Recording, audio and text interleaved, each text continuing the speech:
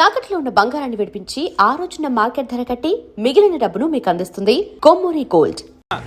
కానీ ఆపు ఆపు ఆపు ఆపు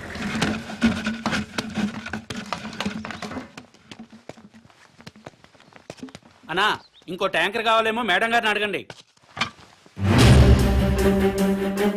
ఎవరిని మేడం గారు అంటున్నావు? మంత్రి గారి భార్యనండి. బస్తీలో మంచినీళ్లు సప్లై చేసేటప్పుడు బస్తీలో ఉన్న ఆడవాళ్లను ఇలాగే మేడం గారిని గౌరవంగా పిలుస్తావా? ఇలాగే గౌరవంగా పిలుస్తావా అని అడుగుతున్నాను. మీకే చెప్పేది, దున్నపోతలో ఉన్నారు. ఓ అని తోసుకురాపోతే లైన్ లో రావచ్చు కదా. ముందుకు వచ్చారంటే మొహం బయలుదేరి వెళ్ళు.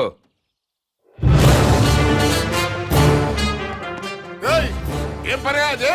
ట్యాంకర్ పంపించామంటే మేము మంచిగా తాక్కర్లేదా? ప్రజల్లా బతకండి. ఆహా, అది ఎలాగో తమరే సెలవే ఉండే. బస్తీకి వెళ్ళండి, ట్యాంకర్లు వస్తాయి. అక్కడ ఉన్న ఆడవాళ్లతో పాటు మీ ఆడవాళ్ళను కూడా బిందెలతో మంచినీళ్లు పట్టుకోమని చెప్పండి.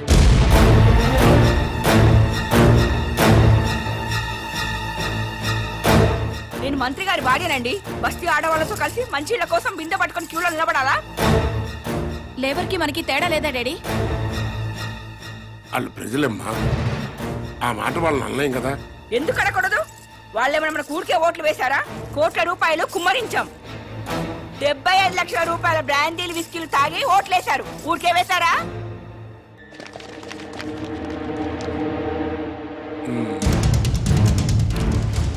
ఆ మాట నాకు అనాలనే ఉంది, కానీ పబ్లిక్ లో అనలేం కదా. అంటే ఏమవుతుంది డాడీ?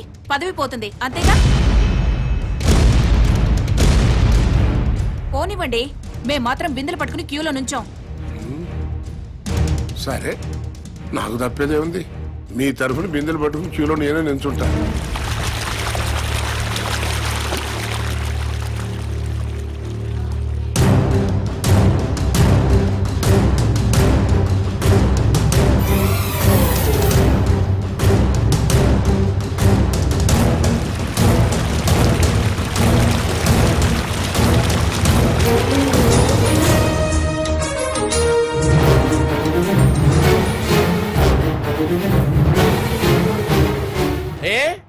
బిందెలతో నిలబడి లైన్లో నీళ్లు పట్టుకోవడానికి ఎందుకు బాధపడుతున్నారు?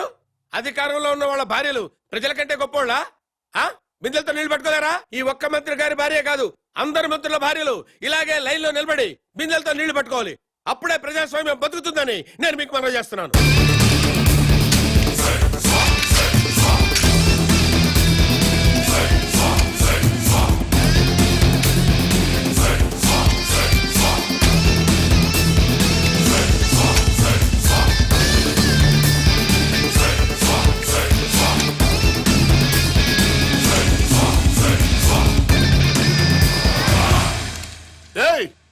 అదేంటయ్యా, బాత్రూమ్లకు తాళాలేస్తున్నాయంటే? మీరు ప్రజల్లా బతకాలి కదండి. ఏంటయ్యా ప్రజలు వాళ్ళలాగా బతకాలంటే మా బాత్రూమ్లకు తాళాలేయాలా? చెంబులు తీసుకుని రోడ్డు మీదకి వెళ్ళండి. స్టేట్ లో చాలా ఊళ్ళలో మరుగుదొడ్లు లేక ఆడవాళ్లు చెంబులు పట్టుకుని రోడ్ల మీదకి, రైల్వే పట్టాల మీదకి, టాయిలెట్కి వెళుతున్నారు. మీరు కూడా ప్రజల్లా బతుకుదాం అనుకుంటున్నారు కదా, అందుకే చెంబులు పట్టుకుని రోడ్డు మీదకి వెళ్ళాలని తాళాలు వేశాను.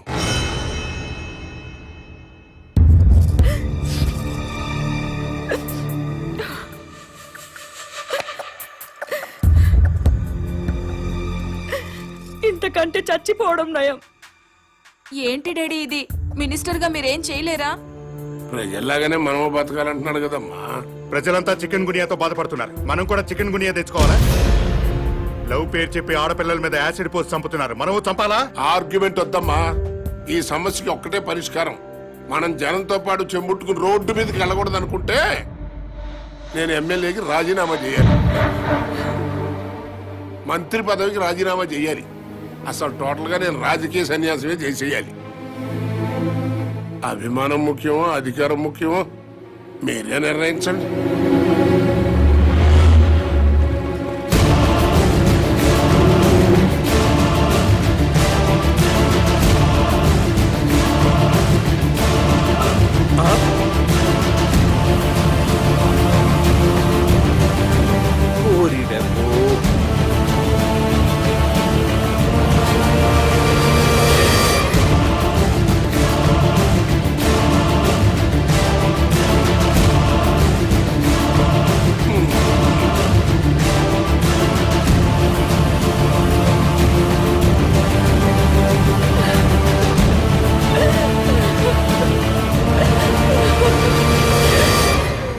మంత్రి గారు,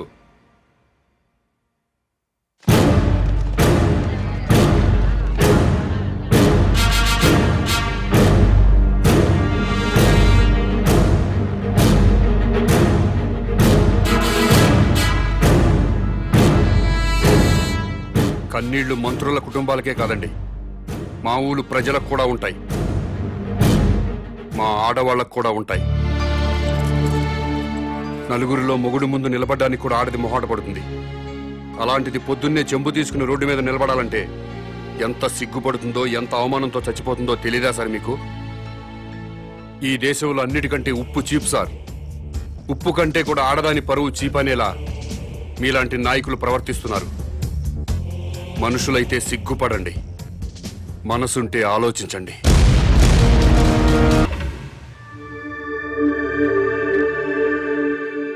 జానకిరామ్ గారు, మీరు ఇప్పుడు ఏ పార్టీలో ఉన్నారు? మాతృదేశం పార్టీలో అండి. ఎలక్షన్ టైంలో ఈ పార్టీని వదిలి ఇంకో పార్టీలోకి వెళ్ళినట్టున్నారు. అవునండి, ఏ పార్టీ సార్ అది? స్టార్ పార్టీలోకి జంప్ అయ్యాను సార్. దేనికి మారారు సార్? ఆ పార్టీ అధినేతకి ప్రజాబలం ఉంది, యూత్ బలం ఉంది, కొత్త పార్టీ. పైగా నేను సీనియర్ మోస్ట్ మెంబర్ ని, మినిస్టర్ కొట్టే అవకాశం కూడా ఉంది.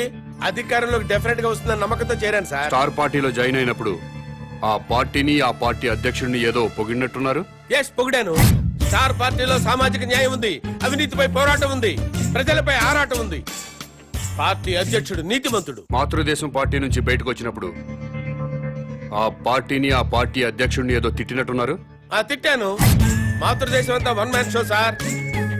అక్కడ ఆయన ఒక్కడే కింగ్ సార్. అందుకే బయటకు వచ్చాను సార్. సీనియర్లకు విలువ లేదు, జూనియర్లకు తావు లేదు, వెన్నుపోటు రాజకీయాలు. ఎలక్షన్ తర్వాత స్టార్ పార్టీ నుంచి ఎందుకు బయటకు వచ్చారు సార్? ఎలక్షన్స్ జరిగినాయి, పార్టీ పోయింది, గ్లామర్ పోయింది, ఇంకక్కడుండి మేము చేసేదే ఉంది. అందుకనే స్వగృహ ఆపరేషన్ తో మాతృదేశంలో చేరిపోయాం. స్టార్ పార్టీ నుంచి బయటకు వచ్చినప్పుడు ఆ పార్టీని, ఆ పార్టీ అధ్యక్షుడిని ఏదో తిట్టినట్టున్నారు. తిట్టేశా. స్టార్ పార్టీ అధ్యక్షుడు అవినీతి పరుడు, కులం పిచ్చి, వర్గం పిచ్చి, పార్టీ టికెట్లు అమ్ముకున్నారు. నిజంగా స్టార్ పార్టీ అధ్యక్షుడికి కులపిచ్చుందా సార్? చచ్చ లేదు సార్. డబ్బులు తీసుకుని ఎమ్మెల్యే టికెట్లు అమ్ముకున్నారా సార్? లేదు లేదే. నిజంగా స్టార్ పార్టీ అధ్యక్షుడు అవినీతి పరుడా సార్? No no no. మరెందుకు సార్ స్టార్ పార్టీని, పార్టీ అధ్యక్షుడిని విమర్శించారు? మరి తిట్టకపోతే బయటికి ఎలా వస్తాను సార్? మళ్ళీ మాతృదేశం పార్టీలో జాయిన్ అయినప్పుడు ఆ పార్టీని ఏమని పొగిడారు సార్? మాతృదేశం పార్టీ నాకు రాజకీయ జన్మనిచ్చిన పార్టీ. ఆ పార్టీలో చేరితే మా అమ్మ కౌగిల్లో చేరినట్టుంటుంది. హ్. తిరిగి నా పుట్టింటికి వచ్చినట్టుంది. ఆ పార్టీ కోసం నా ప్రాణాలు ఇస్తా. ఆ పార్టీ కోసం రక్తం దారపోస్తా. మీరు ఇప్పటికే స్టేట్ లో ఉన్న అన్ని పార్టీలు మారారు. ఇలాంటి రాజకీయ నాయకుల్ని ప్రజలు ఏమనుకోరా సార్? ఏంటి సార్ జనం గురించి మాట్లాడతారు? వాళ్ళు ఏంటి అనుకున్నారు సార్? మందు పోయిస్తే ఓట్లేస్తారు సార్, డబ్బులు ఇస్తే ఓట్లేస్తారు సార్, క్యాస్ట్ ని బట్టి ఓట్లేస్తారు సార్. ఒక అభ్యర్థి గుణాన్ని బట్టి ఎవరైనా ఓట్లేస్తారా సార్? వెయ్యారు సార్ వాళ్ళు. అందుకే మేమేం చేసినా వాళ్ళు మమ్మల్ని తిట్టే హక్కు లేదు సార్. అది సార్ జరిగింది. ఏంటి సార్ జనాన్ని ఇలా అన్నారని కోపం వచ్చిందా మీకు? నిజంగా జనం మంచోళ్ళు అయితే ఒక సిన్సియర్ అభ్యర్థిని ఎందుకోరు సార్? వాళ్ళు చేసేది తప్ప కదా సార్? వాళ్ళని ఎలా బాగు చేయాలని నేను ఆలోచిస్తున్నాను సార్. దాని గురించి ఆలోచిస్తున్నాను సార్ నేను. సార్ సార్ అమ్మా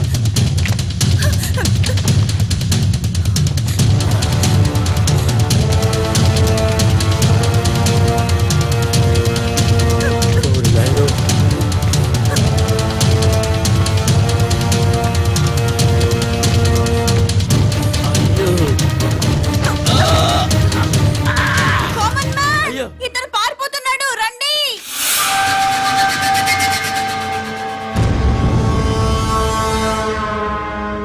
కామన్ మ్యాన్ కిడ్నాపర్ కాదా? కామన్ మ్యాన్ కిడ్నాపర్ కాదు, నా ఫ్రెండ్. ఇదంతా డ్రామా. రామానా? కామన్ మ్యాన్ ప్రతిపక్ష నాయకుడిని కిడ్నాప్ చేసిన సంగతి మనకి తెలుసు. అయినా కామన్ మ్యాన్ సిటీలో దర్జాగా తిరుగుతున్నాడు. అరెస్ట్ చేయడం పక్కన పెడితే కనీసం కామన్ మ్యాన్ ని అడిగే సాహసం చేయలేకపోయింది ప్రభుత్వం.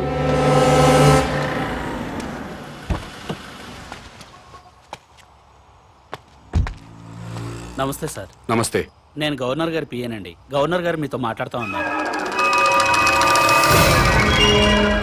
హలో సార్, ఒక్క నిమిషం మాట్లాడండి సార్. హలో బాబు, నువ్వు చేసే పనులన్నీ అభినందించదగ్గవే. కానీ మంత్రుల్ని కొట్టడాలు, ప్రతిపక్ష నాయకుడిని కిడ్నాప్ చేయటం చట్ట వ్యతిరేక చర్య. అలా కాకుండా సొసైటీ కోసం ఏం చేయదలుచుకున్నావో, ఎందుకు చేస్తున్నావో నాకు చెప్పు. నేను నీకు సహాయం చేస్తాను. మీరు నిజాయితీ పరులు సార్. తప్పకుండా మీ మాట వింటాను. మీతో పాటు ప్రజా ప్రతినిధులందరినీ సమావేశపరచండి.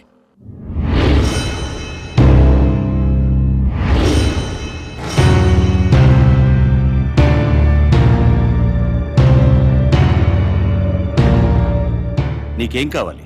నాకేం అక్కర్లేదు. మరెవరికి కావాలి? రాజకీయాల్లో సిస్టమ్ ఉండాలి. ఎలాంటి సిస్టమ్? భక్తుల కోసం తిరుపతి కొండపై ఉన్న సిస్టమ్.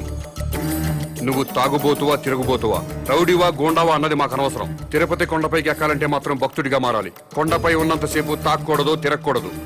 ఎలాంటి తప్పుడు పనులు చేయకుండా భక్తితో ఉంటూ భక్తుడిలాగా కొండ దిగిపోవాలి. కొండ దిగాక మీ ఇష్టం. ఆ సిస్టమ్ ప్రజలంతా ఫాలో అవుతున్నారు కాబట్టే తిరుమల కొండని 100 సంవత్సరాల నుంచి పవిత్రంగా ఉంచుతున్నారు. అలాంటి సిస్టమ్ రాజకీయాల్లో లేదు. రౌడీలు, గూండాలు, భూకబ్జాదారులు, ఫ్యాక్షనిస్టులు, అవినీతి పరులు రాజకీయాల్లోకి వచ్చేస్తున్నారు. రాజకీయాల్లోకి వచ్చాక కూడా గూండాల్లా ప్రవర్తిస్తున్నారు. ఫ్యాక్షనిజం వదలలేదు, భూకబ్జాలు మానలేదు, అవినీతి పనులు చేస్తూనే ఉన్నారు. దాని మూలంగా సొసైటీ మొత్తం నాశనం అయిపోయింది. డబ్బులు పెట్టుబడి పెట్టాల్సిన వ్యాపారంలో కానీ రాజకీయాల్లో కాదండి. ప్రజాసేవ చేయడానికి డబ్బులు ఖర్చు పెట్టుకుని ఓట్లు కొనాలండి? ప్రజలతో బ్రాందీలు, విస్కీలు తాగించాలండి?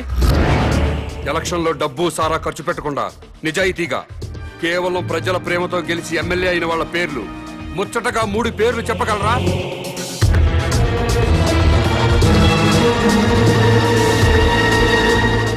పది కోట్లు ఖర్చు పెట్టి ఎలక్షన్లో గెలుస్తున్నాడంటే రేపు 100 కోట్లు సంపాదించుకోవచ్చన్న వ్యాపార సూత్రం తప్పితే ప్రజాసేవ చేయడానికి కాదు. అందుకే రాజకీయాల్లో సిస్టమ్ ఉండాలి. ఎలాంటి సిస్టమ్ ఉంటే రాజకీయాలు బాగుపడతాయో నువ్వే చెప్పు. ఎలక్షన్లో ఎమ్మెల్యేగాను, ఎంపీగాను నిలబడ్డవాడు ఎలక్షన్ కమిషన్ ఆధ్వర్యంలో రాష్ట్ర రాజధానిలోనే ఉండాలి. నామినేషన్లు వేశాక ఓట్లు అడగడానికి ప్రజల మధ్యకి వెళ్ళడానికి వీల్లేదు. ఇంటింటికి తిరగడానికి వీల్లేదు. పాదయాత్రలు, ఊరేగింపులు ఉండడానికి వీల్లేదు. మీటింగులు, స్పీచులు ఇవ్వడానికి వీల్లేదు. పార్టీ జెండాలు పట్టుకుని ఏ పార్టీ కార్యకర్త ప్రచారం చేయడానికి వీల్లేదు. ఎలక్షన్లో నిలబడ్డ పార్టీల గురించి, పార్టీ అభ్యర్థుల గురించి టీవీల ద్వారా, పత్రికల ద్వారా ప్రజలకు ఎలక్షన్ కమిషనే తెలియజేయాలి. అది చూసి జనం వాళ్ళకి నచ్చిన వాళ్ళకే ఓట్లేసుకుంటారు. మేము ప్రజల్లోకి వెళ్ళకపోతే మా పార్టీ సిద్ధాంతాలు ఓటర్లకు ఎలా తెలుస్తాయా? పాదయాత్రలు చేసుకుంటూ ఇల్లు తిరిగి ప్రచారాలు చేసుకోకపోతే మా పథకాలు, మా వాగ్దానాలు ప్రజల్లోకి ఎలా చొచ్చుకుపోతాయని. ఊరేగింపులు లేకుండా, మీటింగ్ లేకుండా, కార్యకర్తలు జెండాలు పట్టుకోకుండా ఎలక్షన్ ఎలా చేస్తామండి? అసలు మేమే ఎమ్మెల్యే అభ్యర్థులమని జనానికి ఎలా తెలుస్తుంది? మీరు ఇల్లు తిరిగి ప్రచారం చేయకపోతే మీ పార్టీ సిద్ధాంతాలు ప్రజలకు తెలియవా? ప్రభుత్వం ఆరోగ్యశ్రీ పథకం పెట్టింది. వైఎస్ఆర్ గారు ఇల్లు తిరిగి ప్రచారం చేశారు, ఆరోగ్యశ్రీ పథకం పెట్టామని టీవీల్లోనూ పత్రికల్లోనేగా ప్రకటించింది. ప్రజలందరికీ తెలియలేదా? ఆసుపత్రికి వచ్చి వైద్యం చేయించుకోవడం లేదా?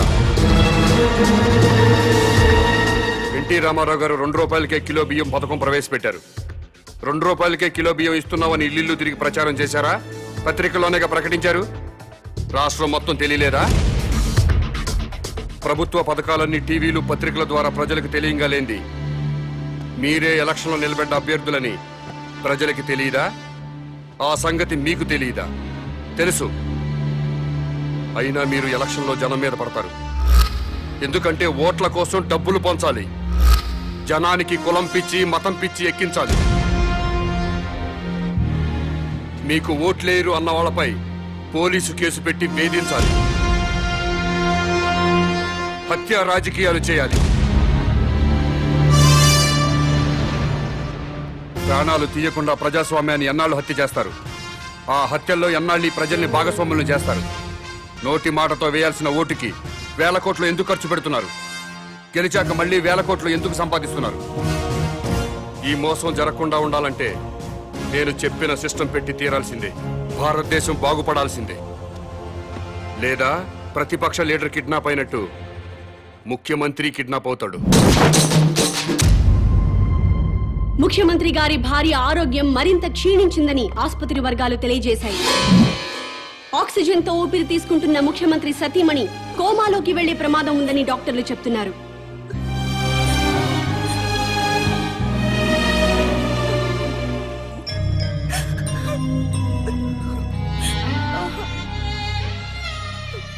ఆశయం గొప్పదే, అమ్మ గొప్పదే. మాట్లాడు. ఎవరో? Hello daddy. అమ్మా విజయ. మమ్మీని చూడాలనుంది డాడీ. నన్నెవరూ కిడ్నాప్ చేయలేదు డాడీ. కామన్ మ్యాన్ నా ఫ్రెండే. కామన్ మ్యాన్ అసలు పేరు మహేష్ డాడీ. తన కాలేజ్ లెక్చరర్. అతని భార్య నా ఫ్రెండ్ డాడీ. మహేష్ కుటుంబానికి మీ రాజకీయ నాయకులే వాళ్ళ స్వార్థం కోసం అన్యాయం చేశారు డాడీ. ముఖ్యమంత్రి వెంకటేశ్వరరావు గారు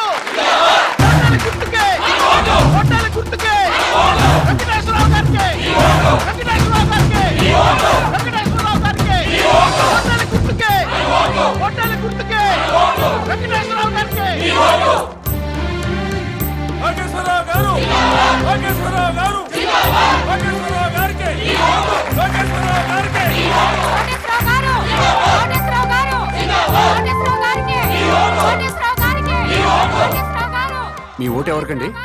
మేము ఎవరికి ఓటేయమండి. అదేంటండి? ఎవడొచ్చిన ఏం మిగుతాడండి? ఈ ఎలక్షన్స్ 3 రోజుల ముందు తిరుపతి వెళ్తాం. ఈ ఎలక్షన్స్ అయ్యేంత వరకు అక్కడే ఉండి తిరిగి వచ్చాక సీఎం ఎవరెవరో టీవీలో చూస్తాం. ఆకలిస్తే భోజనం చేసి పడుకుంటాం. మీ అందరికీ తెలిసిన విషయమే.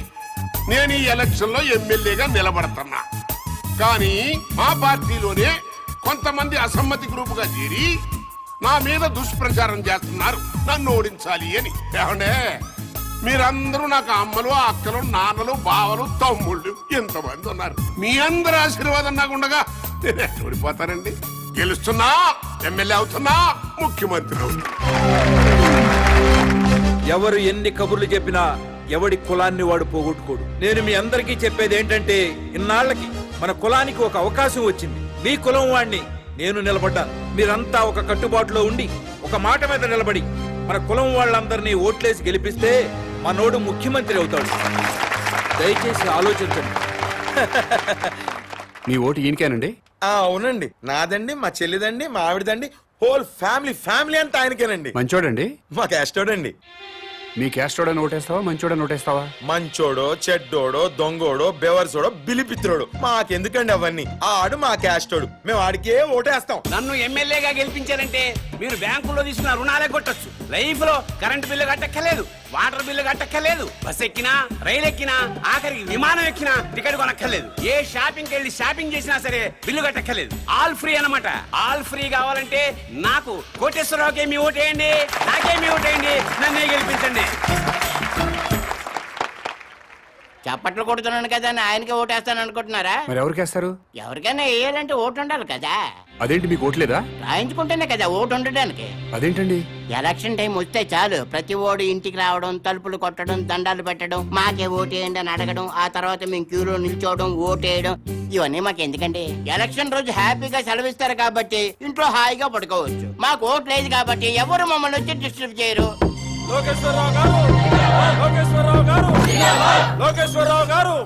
నమస్తే అండి. నాకు ఒక్కసారి అవకాశం ఇవ్వండి. తప్పకుండా మనకే చేద్దాం సార్. థ్యాంక్ యూ అమ్మా. మీరు కూడా మనకే చేద్దామండి. థ్యాంక్స్ అమ్మా.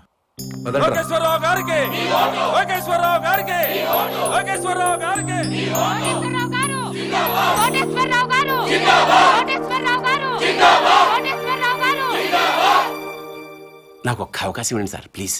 తప్పకుండా మనకే చేద్దాం సార్. థ్యాంక్స్ అమ్మా. మీరు కూడా తప్పకుండా చేద్దామండి. థ్యాంక్స్ అమ్మా.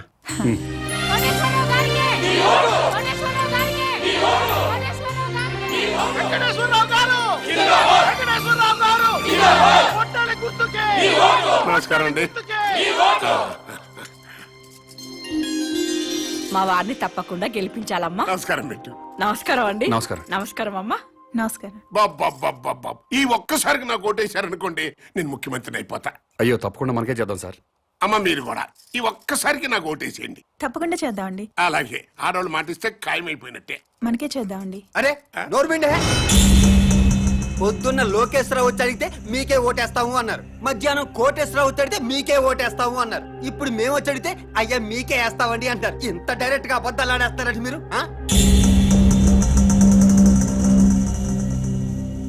అంటే ఏదో మొహమాట పడి అట్ట చెప్పుంటారులేరా.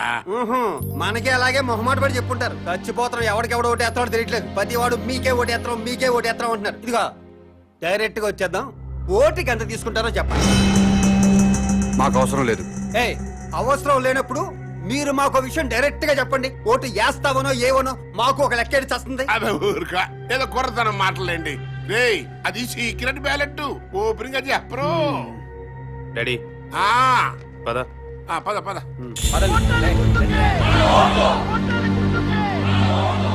డాడీ ఈ పాదయాత్రలు బెగ్గింగ్లు వేస్ట్ డాడీ. 50,000 ఓట్లు సాలిడ్ గా కొనేద్దాం.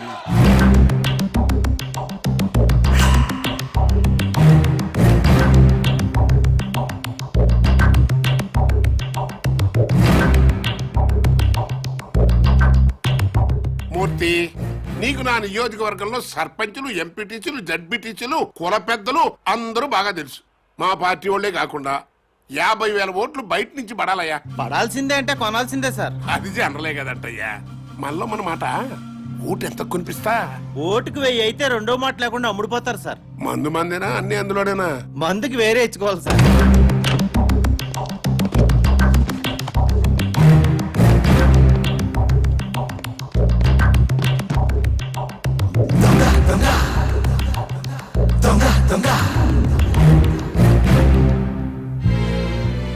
ఓటుకు 1000 చొప్పున 50,000 ఓట్లు 5 కోట్లు, మందుకి 75 లక్షలు. అవిగో పెద్ద సూట్ కేసు ఓట్లకి, చిన్న సూట్ కేసు మందుకి. మీరు గెలిచిపోయారు సార్. చెప్పు, ఓటుకి ఎంత ఇచ్చాడు? ఓటుకు 1000 చొప్పున 50,000 ఓట్లు 5 కోట్లు, మందుకి 75 లక్షలు. వెంకటేశ్వరరావు ఓటుకి 1000 రూపాయలు ఇచ్చాడు, నేను 1500 ఇస్తా. అతను మందుకి 75 లక్షలు ఇచ్చాడు, నేను 1,50,00,000 ఇస్తా. అంటే టోటల్ గా 50,000 ఓట్లకి 9 కోట్లు. లెక్క చూసుకో. వాడెంత పంచాడు, వీడెంత పంచాడు? ఓటుకు 1000 చొప్పున 50,000 ఓట్లు 5 కోట్లు, మందుకి 75 లక్షలు. వెంకటేశ్వరరావు ఓటుకి 1000 రూపాయలు ఇచ్చాడు, నేను 1500 ఇస్తా. అతను మందుకి 75 లక్షలు ఇచ్చాడు, నేను 1,50,00,000 ఇస్తా.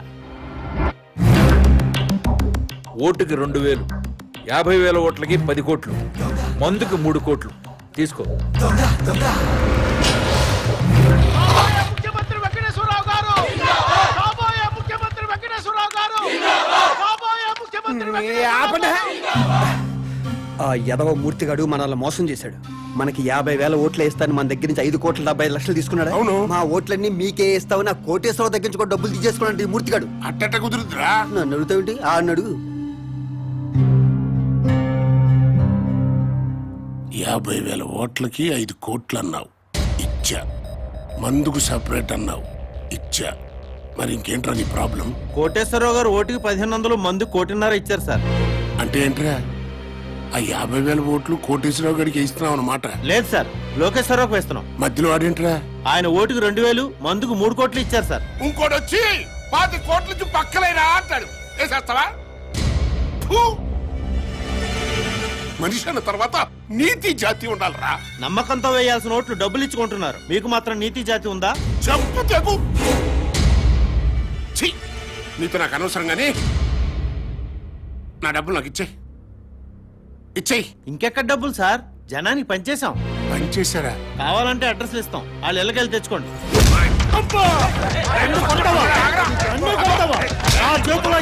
ఓట్లు ఉన్నాయి, నన్ను కాదు మీరు ఎలా గెలిచారు. ఒక్క ఓటు కూడా మీకు పడకుండా చూస్తా, మీ అంతు చూస్తా, నా సంగతి ఏంటో మీకు చూపిస్తా. మీడియాలో సురు. రేయ్, ఆగండ్రా, ఆగండి.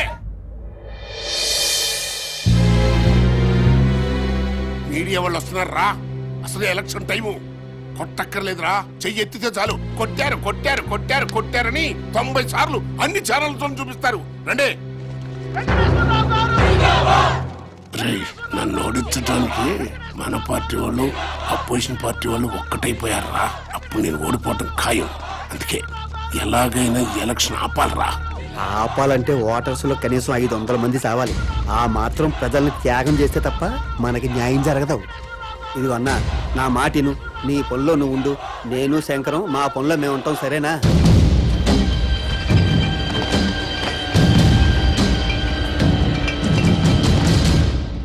మీకే బాగుంటుందండి.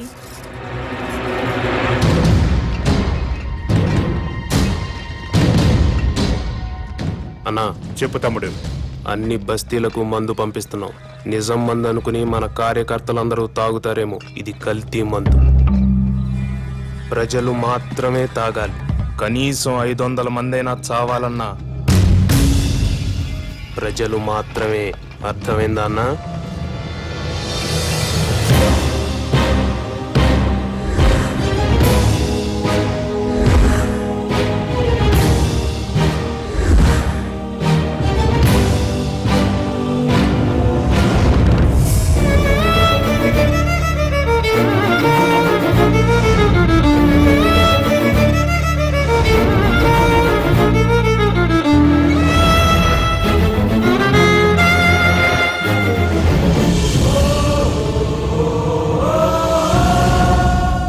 కల్తీ సారా తాగి 500 మందికి పైగా మరణించారు.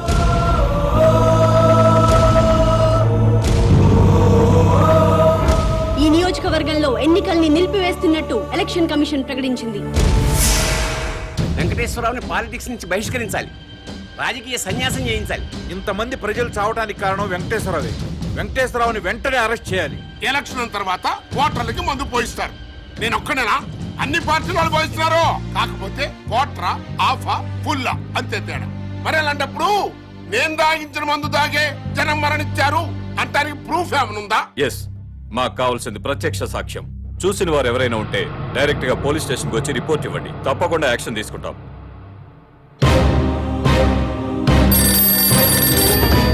చెప్పండి. మంత్రి వెంకటేశ్వర గారు అబ్బాయి కల్తీ ముందు పంచడం నేను చూశాను సార్. అతన్ని అరెస్ట్ చేయాలంటే మీరు సాక్ష్యం చెప్పాలి. చెప్తాను సార్. స్టేషన్ కు వచ్చి రిపోర్ట్ ఇవ్వండి. ఇస్తాను సార్. మహేష్ అనేవాడు మీ అబ్బాయి శంకర్ మీద కంప్లైంట్ ఇచ్చాడు సార్.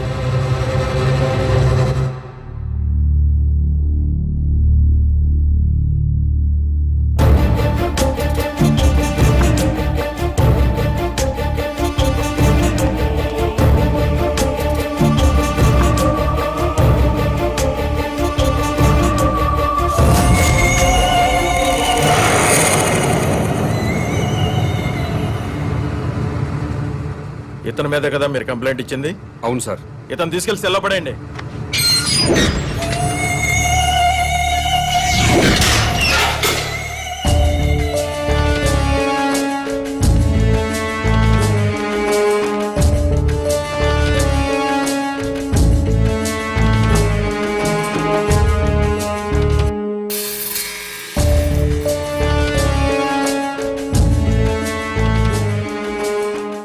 ఆ అమ్మాయి వ్యభిచారం చేయటం మీరు కళ్ళారా చూసారా?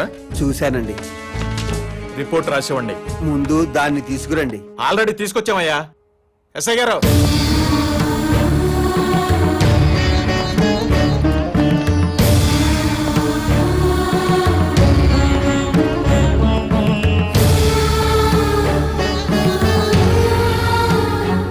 ఈ అమ్మాయేనా? ఇదే సార్, ఇదే. గంటకి 1000 తీసుకుంటది. నీ పేరేంటమ్మా?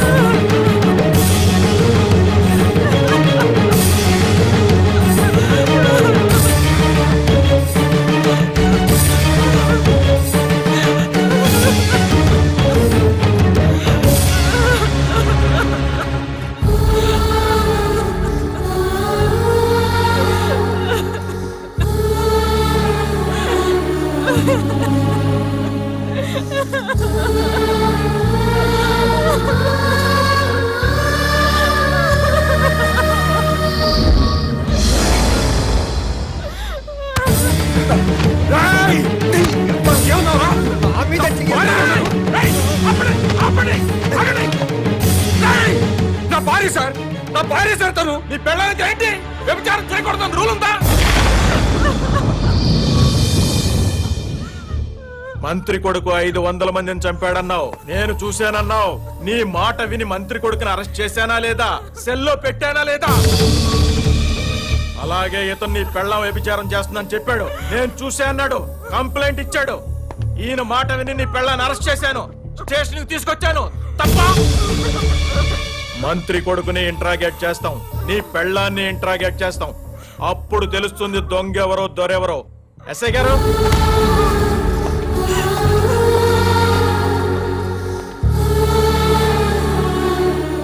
కల్తీ మందు జనాలకి పంచావా లేదా?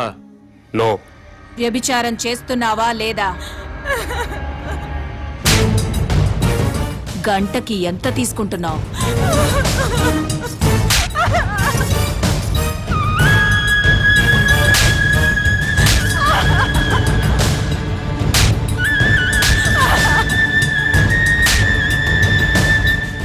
నన్నెంత బాగా కొడితే అమ్మాయినంత బాగా కొట్టొచ్చు.